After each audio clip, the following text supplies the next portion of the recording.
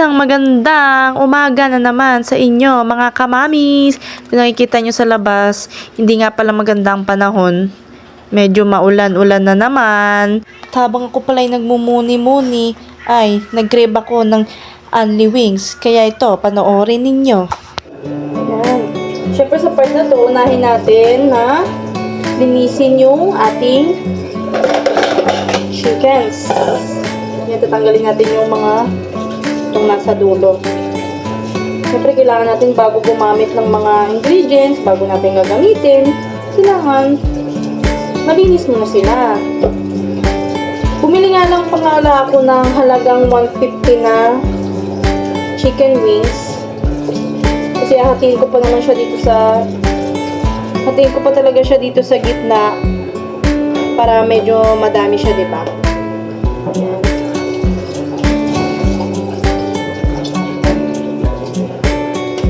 I-drain natin para matanggal yung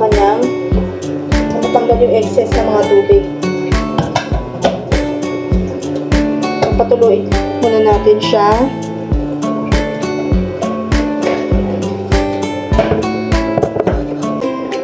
Siguan natin ating kutsilyo.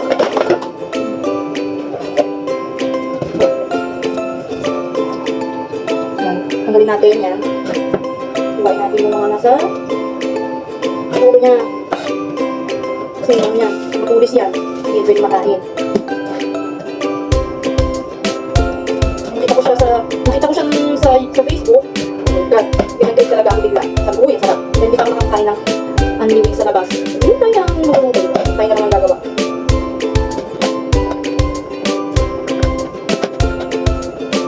Hatiin na rin natin siya sa gitna dito. Hatiin na natin siya dito. Bumili na talaga ako ng sakto lang sa amin kasi dalawa naman kami kakain nito. Ang mister ko. Bali yung hatiin natin ng ito. Yung iba, patubuhin natin para sa dalawang mata. Pagkakahati niya lang. Dito sa manok na ito, para siyang hita ng manok.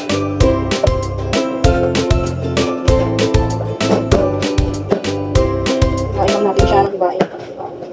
Huwag nyo hanapin yung mukha ko. Ha? Focus lang kayo sa akin yung ginagawa. Huwag nyo hanapin yung maganda kong face. Sige, kahit kagandahan man nila eh. Hindi ko kailangan hanapin eh. Makikita mo naman dyan sa ating ibang video. Yan, hindi naman tayo mga magandahan. Nakasabi ko lang maganda, hindi na maganda agad. Okay! Sa halagang 150. Sa halagang 150, nakabili na ako ng ilang pirasong chicken. Ilang pirasong ano na rin to. Kita ng like, wings ng ano, nahati pa sa gitna. Ito na siya, nahati na natin.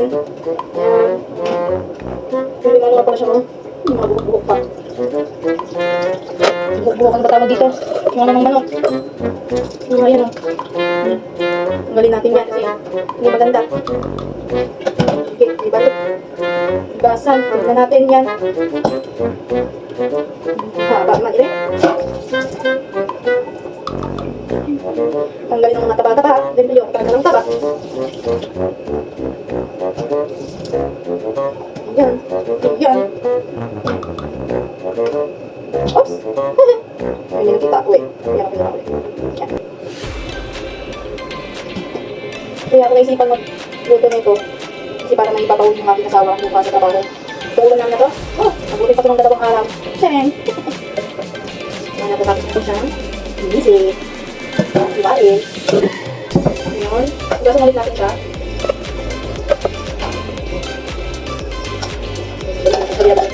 Yung akong sprayer ko eh. Ganito na lang po ah. And, tadaan! Ito ang ating chicken wings sa malinis. Habang pinapatulo ko muna po yung mga chicken wings, pinatanggal natin yung mga tubig-tubig niya. Magano muna po ako ah. Pupunta muna ako sa school ng anak ko. Ako muna magsusundo. Babalikan ko po kayo. Yan, nasundo ko na nga po pala yung aking anak sa school. Nakauwi na siya. And, yan. So, ano yun natin? Tuloy natin yung ating lulutuin na chicken wings. Yan. Ihanda natin yung mangkok. Sali natin yung wings. Mga wings and drumettes. Ito yung mga wings. Ito yung sinatawag nilang drumettes. Yung mga maliliit na hiniwa natin dito sa wings. Next, maglalagay tayo ng, siyempre, i-coat muna natin siya. Lagay tayo ng 3 tablespoon ng cornstarch. Ay! Nabili ko nga lang pala siya. Yan po.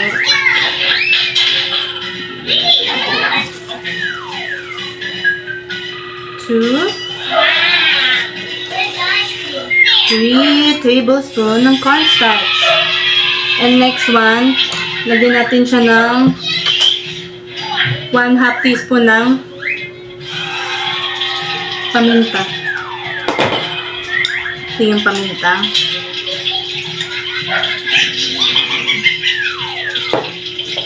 Siyempre, lagyan din natin ng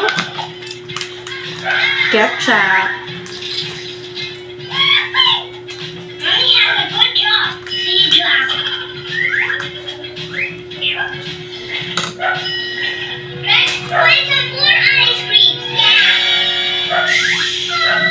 Siguro mga ano lang. 3 teaspoon lang ng ketchup. Mamarinate na muna natin siya bago natin piprituhin.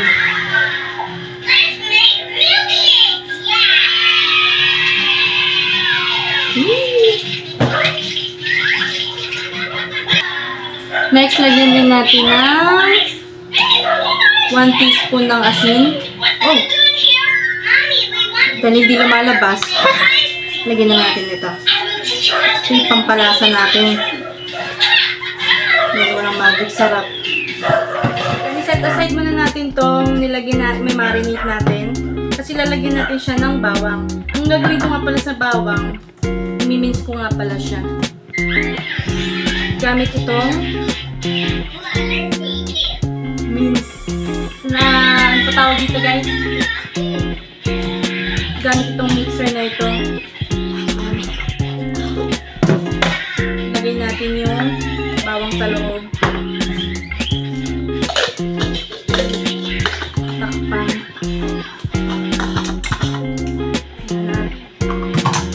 Pwede na natin siyang mix.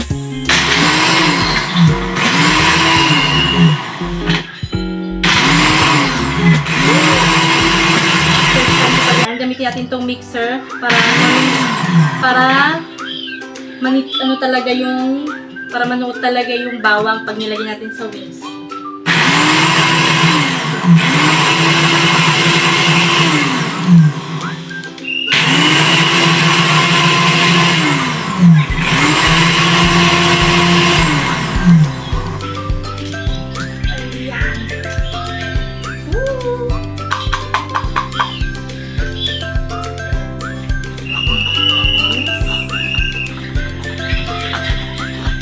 Ready na ang ating ito na yung bawang na mince natin. Lagyan na natin siya dito sa isang lalagyan.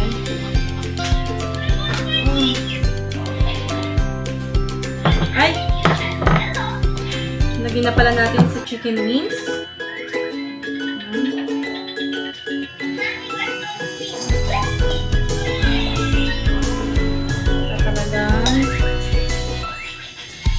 Maluot yung lasa ng bawang dito sa ating manok. Gagawin namin ito ng sa mixer na ito.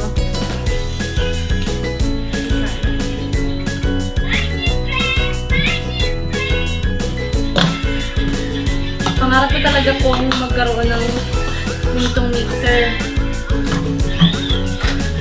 Thank you sa mama ko na nagpadala.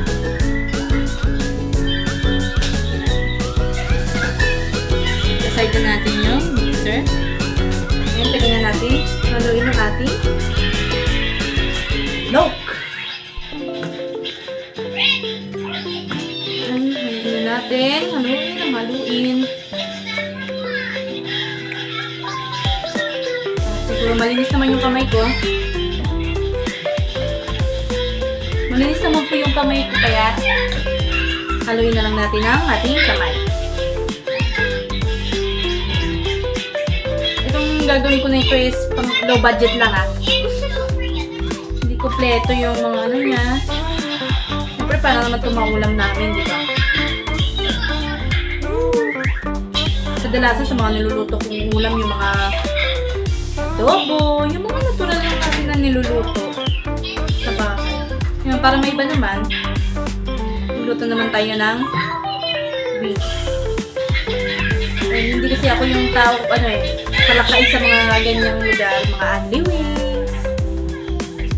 Yan, kaya, para hindi tayo mabibitin kapag sa labas pa tayo kumain, dito na lang tayo sa bahay kakain.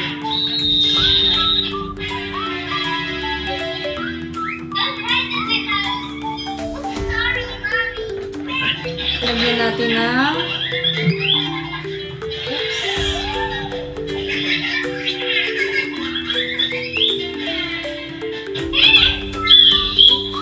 one teaspoon ng naparami 1 teaspoon ng toyo.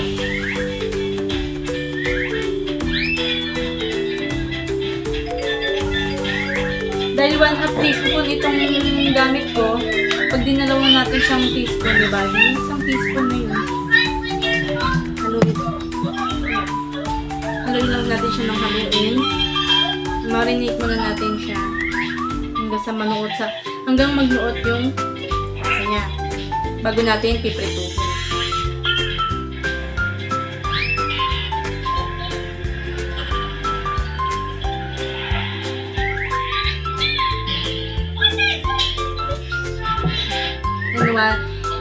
And once it done na, set aside natin for 30 minutes. Maganda kung ilagay natin sa ref bago natin tukunin. Yan, after 30 minutes na marinate na natin, na ibabad na natin ang ating manok. Next one, magpiprito na muna tayo. Yan, buksan natin ang kalan. Ayan, apoy, buksan. Ilagay ang kawali. Painitin nga pala muna natin yung kawali bago natin lagyan ng mantika. Medyo basa pa kasi yung kawali dito, kakahugas ko lang. And yan. Pag mainit na siya, pwede natin lagyan ng mantika. Ilagay na natin tong mantika. Yung gagawin natin sa manok nga pala is i-deep fry natin siya para talagang lutong-luto pati sa loob. Yan, hintayin lang natin ulit ang kawali. At yan na, mainit na siya. Ready na natin ilagay ang first batch ng ating chicken. Pwede na natin siya, salamin natin siya. Matasik pa yung mantika dito sa akin. Takot nga pala ako kasi hawak ko pa yung cellphone. Naging pa lang manok. Mahirap talaga maglagay.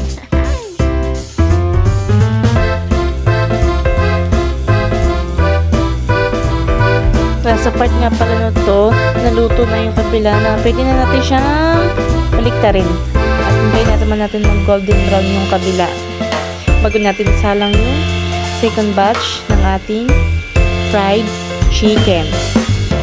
Yan, ready na ang ating first batch ng fried chicken. Pwede na natin siyang iset aside bago natin isalang yung pangalawang batch ng manok na ating ipiprito. At ayan, natapos na nga pala natin yung first batch ng pagpiprito ng ating chicken wings. At isa lang naman natin yung pangalawang batch ng chicken wings.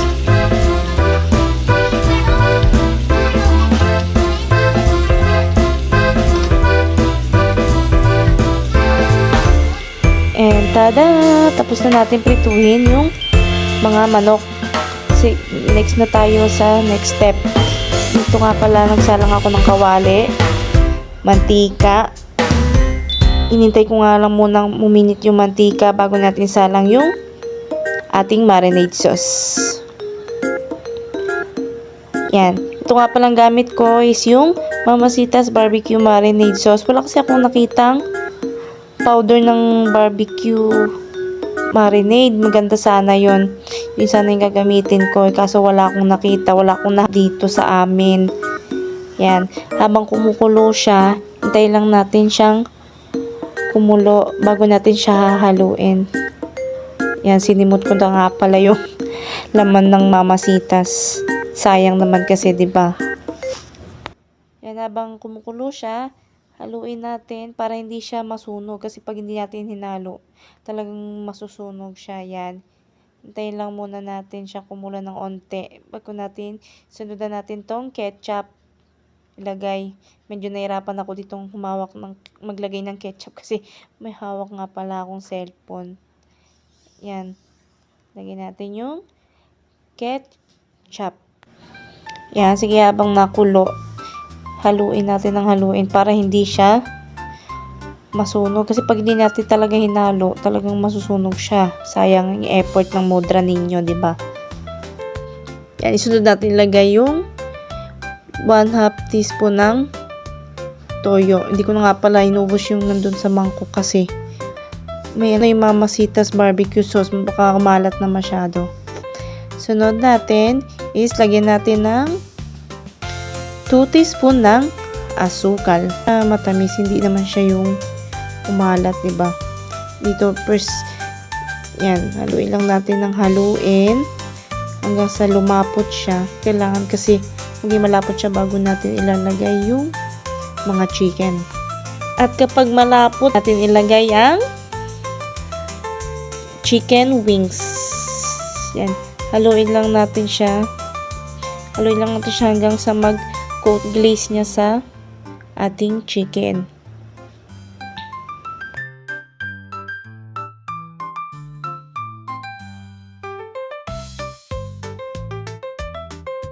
Yan. And natapos na natin lutuin ang ating chicken wings. Ngayon, titikman na natin siya. Nilagyan ko nga pala siya ng sili. Hindi ko nga lang pala naisama sa video kanina. Yan, syempre. Kuha tayong kanin. Sarap to pag may kanin, guys. Sigurado magugustuhan to ng asawa ko mamaya. Kaya, bibidyoan natin mamaya yung reaction ng asawa ko. Anong lasa, anong nagustuhan niya. Kung nagustuhan niya ba.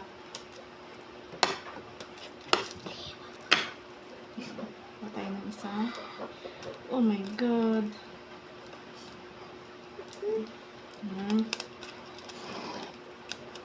Tikman natin. Kita niyo ba, guys? Oh, yung sarap!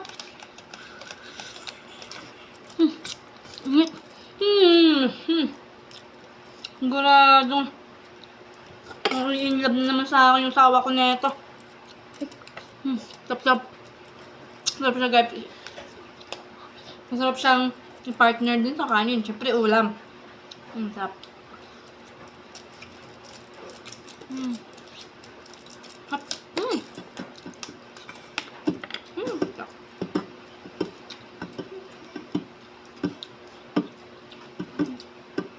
Yan. Kailangan ko nang magpaalam sa inyo para maitutuloy ko na yung kinakain natin. And that's it for today's video, guys. Thank you for watching. Please like, share, and subscribe for more videos. Thank you!